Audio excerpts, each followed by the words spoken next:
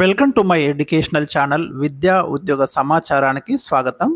మనకు ఈనాడు దినపత్రికలో ఒక ముఖ్యమైన వార్తను మనం గమనించవచ్చు. అంగన్వాడీల్లో 15,274 ఉద్యోగ ఖాళీలు అంటూ ఒక న్యూస్ అయితే మనం చూడొచ్చు. అంతకు ముందు కూడా మనకు అంగన్వాడీ రిక్రూట్మెంట్ గురించి చాలాసార్లు వచ్చింది, కానీ నోటిఫికేషన్ వస్తుందన్నారు. మన 2025 మార్చి 8న తప్పకుండా అంగన్వాడీ నోటిఫికేషన్ ఇస్తామన్నారు. కానీ కొన్ని ఇష్యూస్, కొన్ని టెక్నికల్ ఇష్యూస్ కావచ్చు, నియామక విధానం మీద ఇంకా స్పష్టత రాకపోవడం. ఎందుకంటే డిఫరెంట్ స్టేట్స్లో మనకు డిఫరెంట్ టైప్స్లో ఈ రిక్రూట్మెంట్ ప్రాసెస్ ఉంది.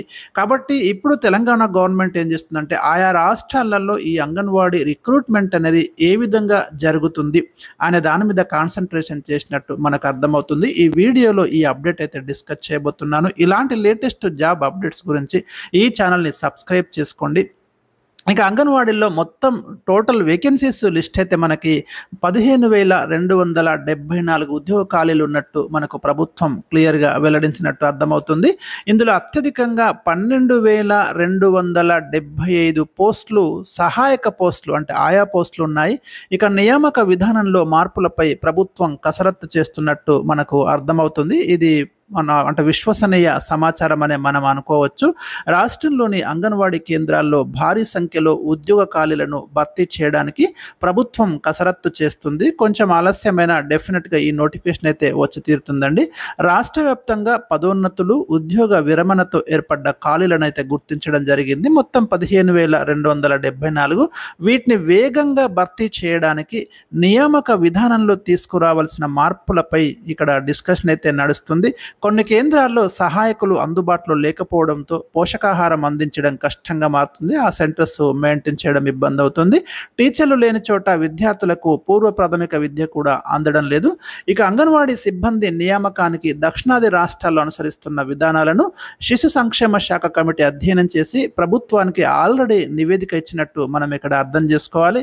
తెలంగాణలో ఇంటర్ విద్యార్హతతో ఆన్లైన్ పరీక్షలు, ఏపీలో 10వ తరగతి విద్యార్హతతో పరీక్షలు జరుగుతున్నాయి. ఏపీలో మౌఖిక పరీక్షలకు అదనంగా 20 మార్క్స్ అయితే కేటాయించడం అనేది జరిగింది. ఇక కేరళలో ICDS అధికారులు ఆఫ్లైన్లో దరఖాస్తులు తీసుకొని మెరిట్ ఆధారంగా లోకల్ ఉమెన్ అక్కడ ఎంపిక చేస్తున్నారు. కర్ణాటకలో 12వ తరగతి ఉత్తీర్ణతతో పాటు ప్రథమ లేదా ద్వితీయ భాషగా కన్నడ ఉండాలి అనే రూల్ అయితే అక్కడ ఉంది. ECCE, నర్సరీ, NTT డిప్లొమా అభ్యర్థులకు కర్ణాటక ప్రాధాన్యం ఇస్తుంది.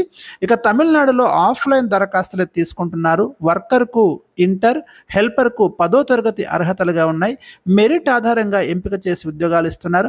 ఓవరాల్గా చూస్తే ఏ స్టేట్ అయినా కానివ్వండి, ఇంటర్మీడియట్ అనేది క్వాలిఫికేషన్గా ఉన్నట్టు మనం అర్థం చేసుకోవాలి టీచర్ పోస్టులకి. అయితే మనకు గతంలో ఒక గైడ్లైన్స్లో మరి డిగ్రీ కూడా క్వాలిఫికేషన్గా ఉండొచ్చు అనే సమాచారం కూడా ఉంది. సరే, మొత్తం మీద తెలంగాణ ప్రభుత్వం ఏ క్వాలిఫికేషన్ని నిర్ణయిస్తుంది, ఏ విధంగా రిక్రూట్మెంట్ చేయబోతుంది అనేది మరికొద్ది రోజులలో మనకు స్పష్టత రానుంది.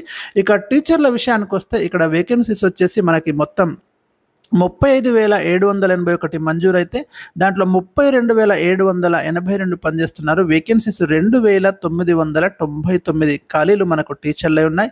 సహాయకులై 12,275, మొత్తం 15,274 సహాయకుల పోస్టులు ఖాళీగా ఉన్నట్టు మనకు ఈ డాటా ద్వారా అర్థమవుతుంది. సో మొత్తం మీద ఏ క్షణమైన అంగన్వాడీ రిక్రూట్మెంట్కి సంబంధించి నోటిఫికేషన్ అయితే వచ్చే అవకాశాలు ఉన్నాయి.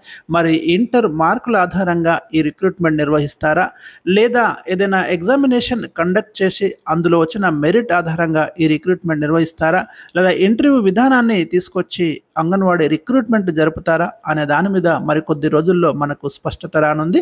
ఇలాంటి ఏ ఇన్ఫర్మేషన్ అప్డేటెడ్ వచ్చినా కూడా తప్పకుండా మన ఛానల్లో అప్లోడ్ చేయడము, మీకు ఇవ్వడం అనేది జరుగుతుంది. రిక్రూట్మెంట్ ప్రాసెస్ ఏమున్నా కూడా, రిటర్న్ టెస్ట్ ఉన్నా కూడా దానికి సంబంధించిన సమాచారం కావచ్చు, సిలబస్ కావచ్చు, ప్రతిదీ కూడా ఇన్ టైంలో అప్లోడ్ చేసే ప్రయత్నం అయితే జరుగుతుంది. తప్పకుండా ఛానల్ని నిరంతరం ఫాలో కండి. Thank you for watching. Video తప్పకుండా షేర్ చేయండి, లైక్ చేయండి.